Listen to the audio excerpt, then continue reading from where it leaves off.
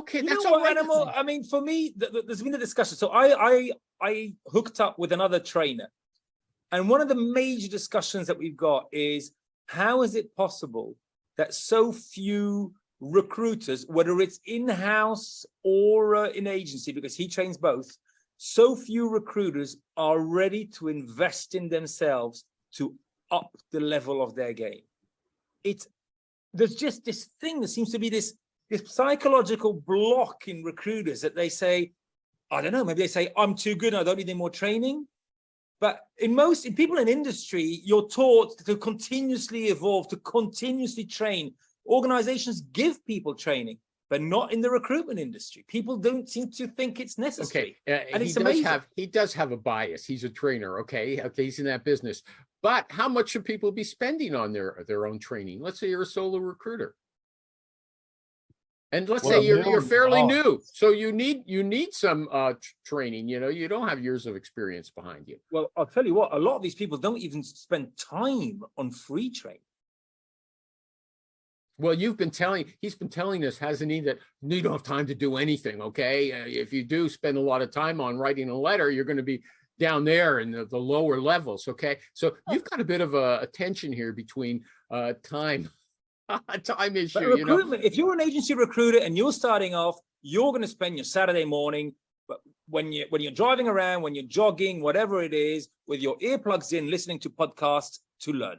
That's how it works. Okay, but how much should they spend? How much should they spend on trainers like you? Okay, in a year, let's say, or a month. What do you think it's required? Because you said you and this guy you're saying that they should be spending money. They don't realize it. How much? Maybe that's an issue. I think agency recruiters should easily be spending between $1,500 and $5,000 a year. So 1,500 is not that much. 5,000, you're getting up there, okay? But one placement would cover it, right? Of course. Okay.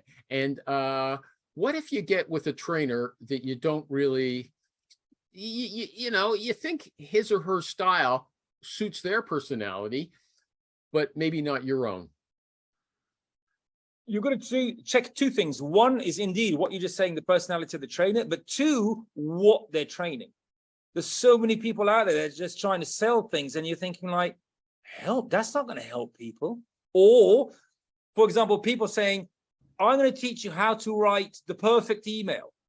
But that person doesn't want to work that way. He wants to just pick up the phone. So there's a disconnect. So they've got to, students who are interested in becoming better, they've got to think about, what do I need to get to the next level? And then they find people who train exactly that thing. But you don't necessarily know that. That's the whole thing. You get involved with the recruiter, and then you've got recruiters online, and you spend time on LinkedIn, and you find out what's happening out there.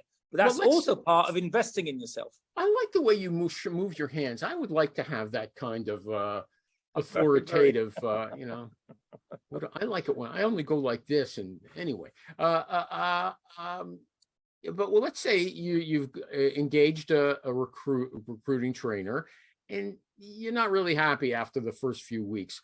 How do you tell the trainer, who might be an egomaniac, I don't know, that, you know what, I just don't think this clicks with me? And you don't want to have any bitterness, and you're kind of shy. Okay. See, that's the thing. Maybe you're a bit introverted, and the recruiter trainer is an extrovert. So, the kind of things that he or she could pull off, you don't think you've got the momentum in your innate personality. How do you tell somebody, I don't think we got a match?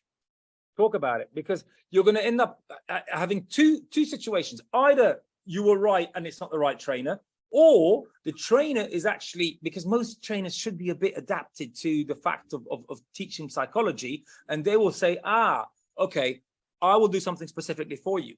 Because at the end of the day, people like me, we want to help people out, and you want these people to progress, and everybody learns in a different way. But you've got to sometimes just tweak this, that, and then that person will find their way and move forward. But David, talk about it. Was David trying to say something before and I cut him off? No. No? Okay. Anything else about that right now? Or because we can always come back to that. I find it a very interesting topic. And it wasn't just an ad, okay? Tell me, if you're listening to this show this far in, you want to know stuff like that, okay? You're like me, okay? It's 12:49. We got